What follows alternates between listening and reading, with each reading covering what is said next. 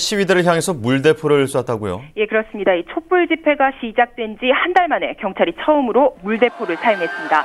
어젯밤 11시 50분쯤이었는데요. 시위대 일부가 서울 효자동에서 청와대 방향으로 진입을 시도하자 경찰이 이를 막기 위해 살수차를 동원했고 곧 물대포를 쏘기 시작했습니다.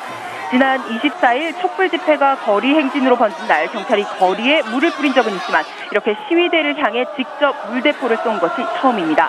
이외에도 몇 차례 물대포가 발사됐는데요. 이 과정에서 학생과 여성 등 10여 명이 부상을 입은 것으로 전해졌습니다. 또 이보다 앞서서는 경찰이 소화기를 두고 소화액을 분사하기도 했습니다. 다소 매운 가루에 사람들이 많이 놀라기도 했는데요. 격분한 시위대는 전경버스를 둘러싸고 넘어뜨리길 시도하는가 하면 일부 전경들과는 심한 몸싸움을 벌이는 등 시위가 한때 격렬해지기도 했습니다. 경찰은 현재 종로경찰서 인근 동십자로에 5천여 명, 경복궁역 쪽에 5천여 명, 그리고 청운동 쪽에 2천여 명 등 10,000명이 넘는 시위대가 남아있는 것으로 파악하고 있습니다. 네, 그런데 경찰에 연행된 인원도 상당하다고요? 네, 경찰이 정확한 집계를 하지 않고 있어서 현재 정확한 인원은 알 수 없지만 현재까지 연행된 인원은 63명 정도로 파악됩니다.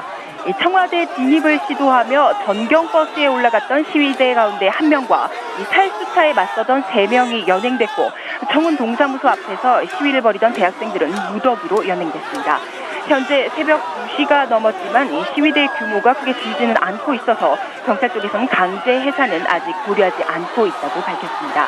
하지만 경찰에서는 상황의 심각성 때문인지 조금 전 서울시내 전 경찰관을 비상 소집했고 동원 가능한 지방의 전 의경들을 최대한 서울 쪽으로 이동시키고 있는 것으로 확인됐습니다. 네, 이번 시위가 낮부터 시작되지 않았습니까?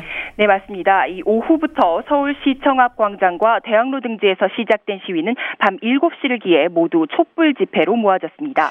광우병 국민대책회의는 낮부터 시민들의 자유발언 등을 통해서 쇠고기 고시 철회와 재협상을 요구한 뒤 거리 행진을 시작했습니다. 또 대학로 쪽에서는 오후 4시 반부터 대학생 등 5천여 명이 참여한 가운데 정부를 규탄하는 범국민 대회를 열기도 했습니다. 한때 5만 명 이상까지 늘어났던 시위대는 서울 시내 골목골목을 장악하며 여러 갈래로 흩어졌다가 일제히 청와대로 가는 길을 뚫기 위해 청운동과 경복궁 등지로 집결했습니다. 이 과정에서 일부 시위대가 미 대사관 주변에 몰려들어 이 쇠고기 수입 반대를 외치며 시위를 벌여 대사관 측이 긴장하기도 했습니다. 경찰은 현재 추세라면 시민들의 시위가 밤새 계속될 것으로 보고 경비를 더욱 강화하고 있습니다. 지금까지 사회팀에서 전해드렸습니다. 네, 계속해서 들어오는 소식은 다음 뉴스를 통해서 자세히 전해드리겠습니다. 이상으로 KBS 뉴스 속보를 마칩니다.